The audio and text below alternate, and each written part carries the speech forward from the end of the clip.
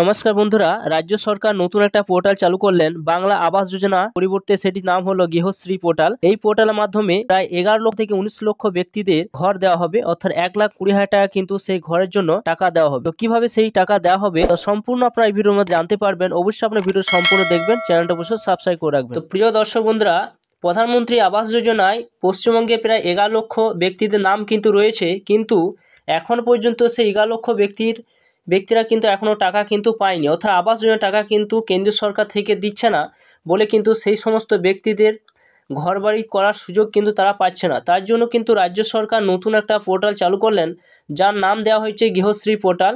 এই পোর্টালের মাধ্যমে বাংলায় বঞ্চিত যে সমস্ত ব্যক্তিরা রয়েছে সেই সমস্ত ব্যক্তিদের কিন্তু পাকা বাড়ি তৈরি করে দেবে। তো দেখুন এখানে কি বলা হয়েছে। এখানে বলা হয়েছে যে আবাস যোজনা প্রকল্পে বঞ্চিতদের মাথায় পাকা ছাদে ব্যবস্থা করে দেবে রাজ্য সরকারই। ভোট মিটলে যাতে কাজ শুরু করা যায় তার জন্য প্রস্তুতি সেরে রাখছে নবান্ন। এই জন্য তৈরি করা হচ্ছে একটা বিশেষ পোর্টাল। গৃহশ্রী নামে এই পোর্টাল আনার কথা পূর্ব ঘোষিত। এছাড়া বলা হয়েছে যে ফলে নির্বাচনের সময় প্রস্তুতি কাজ চালাতে কোনো বাধা নেই। এইখন পোর্টাল থেকে অন্যান্য প্রয়োজনীয় পরিকাঠামো তৈরি কাজ সেরে রাখা হচ্ছে। 2022 সালে ডিসেম্বর মাসে কেন্দ্র প্রায় 11 লক্ষ বাড়ি তৈরি প্রশাসনিক সম্মতি দেওয়া হলেও সেখানে বলা হয়েছে যে রাজ্যব্যাপী উপভোক্তাদের যাচাই পর্ব চালায় পঞ্চায়েত দপ্তর। তখনই তৈরি হয় চূড়ান্ত তালিকা। এদের বাড়ি তৈরির জন্য টাকা দেওয়ার আগে ফের একবার উপভোক্তাদের বর্তমান পরিস্থিতি যাচাই করে নেওয়া হবে, কারণ শেষবার যাচাই পর কেটে গিয়েছে প্রায় 1.5 বছর।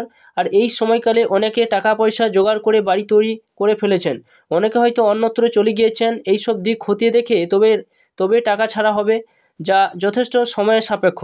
সেই কারণে ডিসেম্বর মাসে রাজ্যর বাড়ি তৈরি প্রথম কিস্তি টাকা ছাড়বে বলে জানিয়েছেন মুখ্যমন্ত্রী। আমার বাড়ি প্রকল্পে নাম থাকা উপভোক্তাদের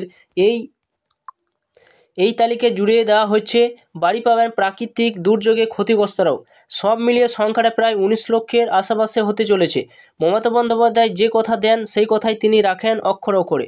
বিজেপি বাংলা 21-এ ভোটে হেরে এই রাজ্যে মানুষকে ভাতে মারার ফন্দি নিয়েছে, তাই তার 100 দিনের কাজের টাকা, আবাস যোজনার টাকা, রাস্তা তৈরি টাকা, জাতীয় স্বাস্থ্য মিশনের টাকা আটকে দিয়েছে। বাংলায় এই ঘোর দুর্দিনের ত্রাতা হয়েছেন একজনই, বাংলায় মুখ্যমন্ত্রী মমতা বন্দ্যোপাধ্যায়। রেড রোডে ধর্না থেকে তিনি জানিয়ে দিয়েছিলেন যে কেন্দ্রীয় সরকার 100 দিনের টাকা আর আবাস যোজনার টাকা না দিলে সেই টাকা রাজ্য সরকারই দিয়ে দেবে। ইতিমধ্যে রাজ্য সরকার বাংলায় প্রায় 50 লক্ষ মানুষকে মোট 3,700 কোটি টাকার মজুরি মিটিয়ে দিয়েছে। এবার পালা আবাসের, আর তাই মাথায় পাকা ছাদ গড়ে দিতে এক নতুন পোর্টাল আনছে রাজ্য সরকার। নবান্ন সূত্রে জানা গিয়েছে যে গৃহশ্রী নামে এই পোর্টালের মাধ্যমে আবাসের টাকা উপভোক্তাদের কাছে পৌঁছে দেওয়া হবে। প্রায় 19 লক্ষ মানুষ তাতে উপকৃত হবেন। তো বন্ধুরা দেখুন, এই নিউজে যেটা বলা হয়েছে যে বাংলা আবাস যোজনার জন্য যে প্রধানমন্ত্রী আবাস যোজনা যেটা নাম দেওয়া হয়েছে সেই পোর্টালটা কিন্তু পরিবর্তন করে বাংলায় রাজ্য সরকার গৃহশ্রী পোর্টাল কিন্তু চালু করছে। এই গৃহশ্রী পোর্টালের মাধ্যমে কিন্তু সে বঞ্চিত ব্যক্তিদের কিন্তু সে টাকা সেন্ড করা হবে।